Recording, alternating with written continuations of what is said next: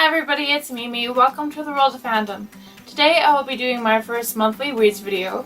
So at the end of each month, or the beginning of each month, I'll be talking about and doing a quick review for each book I have read during that month, and just kind of explain why I liked it or if I didn't like it, and just what books I picked up for that month. So I have read 10 books so far, and some months I read less than 10 books, and some months I read more. But usually it's anywhere from 8 to 15, unless I'm extremely busy. So for the month of July, I also went on a week-long vacation to Pacific City, and I also started a new job. So I was pretty busy, and I still read 10 books. And they all 10 books belong to 3 different series, and I really liked all of them. So the first book I read was The Burning Maze by Rick Riordan. And it's about a boy named Lester Papadopoulos, who is actually Apollo, and he has been sent to the mortal world by his father Zeus to atone for his past mistakes. So I usually really like Rick Riordan books because they're happy and light and upbeat, and I read them because they're not dark and depressing like a lot of books that I read, because a lot of books that I read are meant for teens, and so they're mostly dark.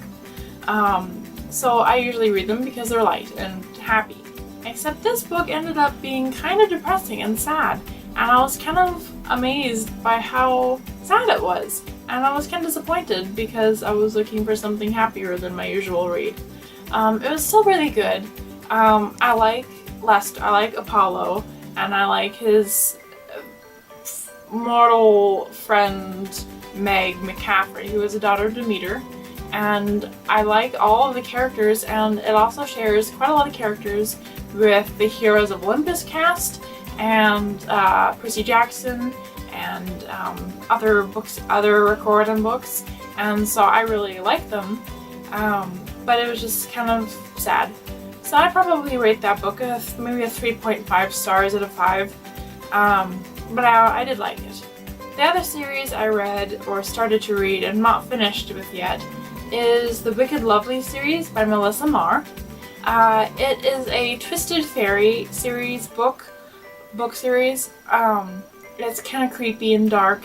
It's about a girl named Aislinn. I think that's how you pronounce her name. It could be Ashlyn. I'm not sure, and I'm probably too lazy to go look it up and see how it's pronounced. So I'm just gonna call her Ash because that's her nickname. So it's a high school girl named Ash. And she can see fairies, but she has to pretend that she can't, because otherwise bad things will happen. So she has to act like she can't see them no matter what they do, no matter how close they are, or what's happening. She can't act like she sees them. So she's got a grandmother who is really, really protective of her and kind of keeps all the rules in place. She has no parents, and then all of a sudden these couple fairies start following her, and she's freaked out because then they start to talk to her and acting like mortals, and they're casting a glamour over themselves to look like a human to other humans, and so then they start talking to her, and she knows that they're fairies, and she cannot act like she knows that because, I don't know, she could die or get blinded by the fairies or weird creepy things. Anyway, so the book series is a little like Tithe by Holly Black. I didn't care for Tithe, but if you liked that, or if you liked the idea of Tithe, then this is kind of the same thing, but in my opinion it just ended up being better. I didn't finish Tithe. I don't finish books that I don't like, so it is rare, very, very rare, that I will ever rate a book 1 or 2 stars, because that means I didn't like it, and I'm not going to finish a book I don't like. So I didn't end up finishing the whole series of Tithe. I'd probably give the first book maybe a 3. But the Wicked Lovely series is pretty good so far. I've read 1, 2, and 3 of the 5 books, and I am partially done with the 4th book. In all honesty, I could finish that book today, and that would make my monthly reads up to 11, but I'll probably finish it tomorrow, and in that case, it would be considered August, an August read. So I liked that series. I'd probably give it maybe a 4 out of 5 stars. Possibly a little bit more, but I'm not sure yet.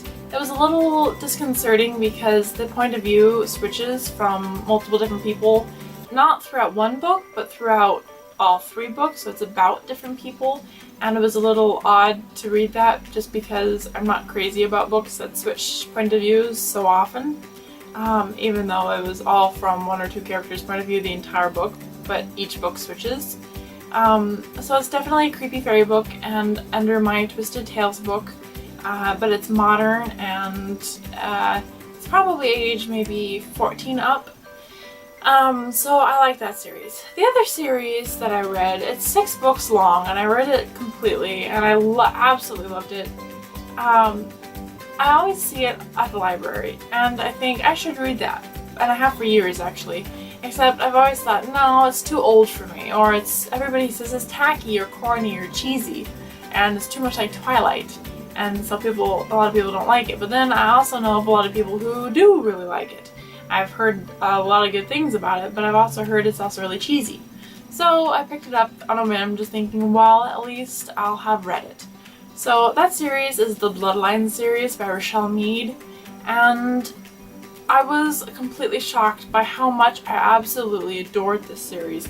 I loved the characters, I loved the plot, the world, the personalities, the banter between most of the characters, and it was great. I absolutely loved it.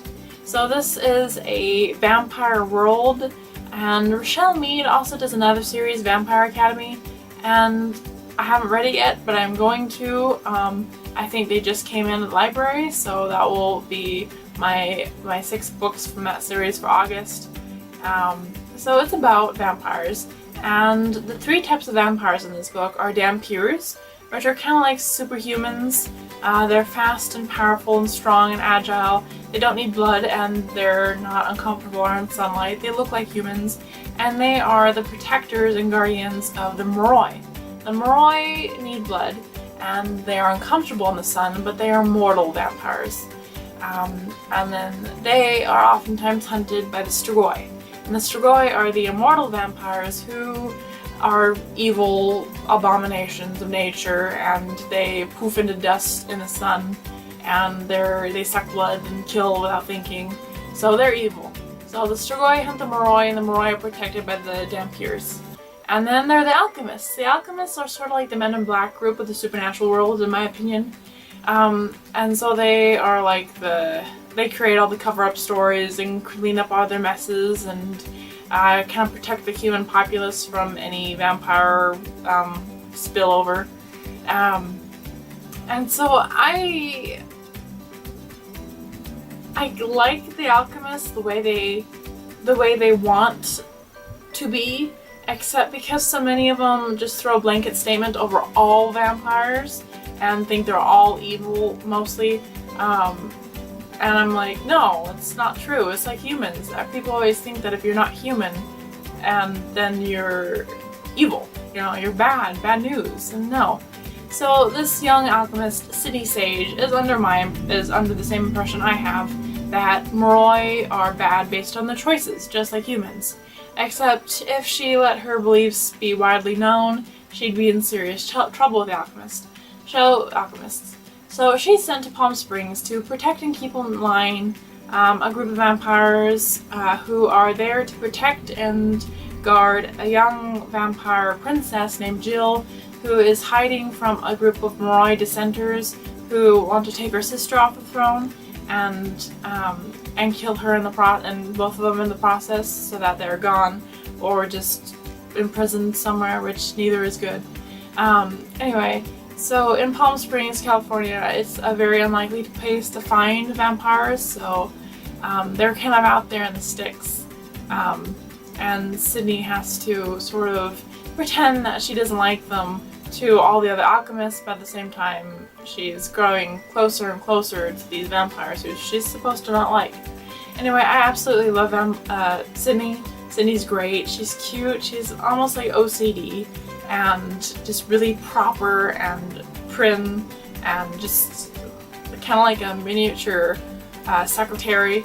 And then she starts to slowly unwind and learn that life is not about rules and regulations, and that you really need to enjoy the smaller things in life. And so it's her story, and then the vampires that she is sent to protect and keep in line.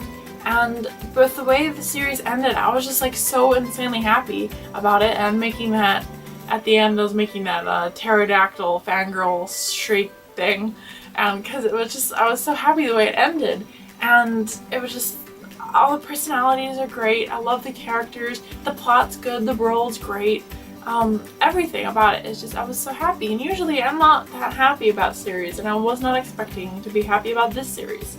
I'd probably rate it like a 7 or 8 out of 5 stars, and if I rate anything over 5 stars, that means I absolutely love it, because it's just fantastic. Anyway, so that was my favorite series of the 3 series that I have read. I haven't read all three series completely, but those were the 3 series, or parts of the 3 series, and one whole series I have read for July. So at the end of every month I'll be doing this again and again.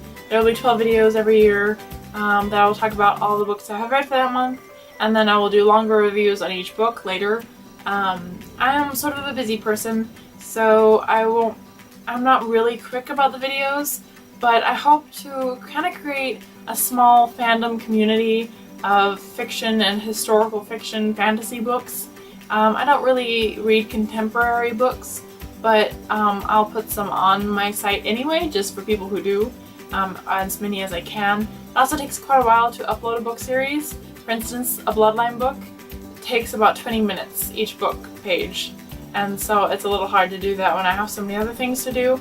Anyway, so if you like this video, or you want to stay in touch and wait for more that I will be posting at a later date, then subscribe, hit like, stick around. You can also follow the links below to my blog, The World of Fandom, where you can take part in the forums and post fan fiction and fan art, stories, jokes, OTPs, and more, as long as it's appropriate, and play quizzes and find suggestions off of books you already like, and just kind of build a small community. You can sign up for anything. Anyway, so if you like this, like I said, hit subscribe and like, and stay in touch. Alright, bye!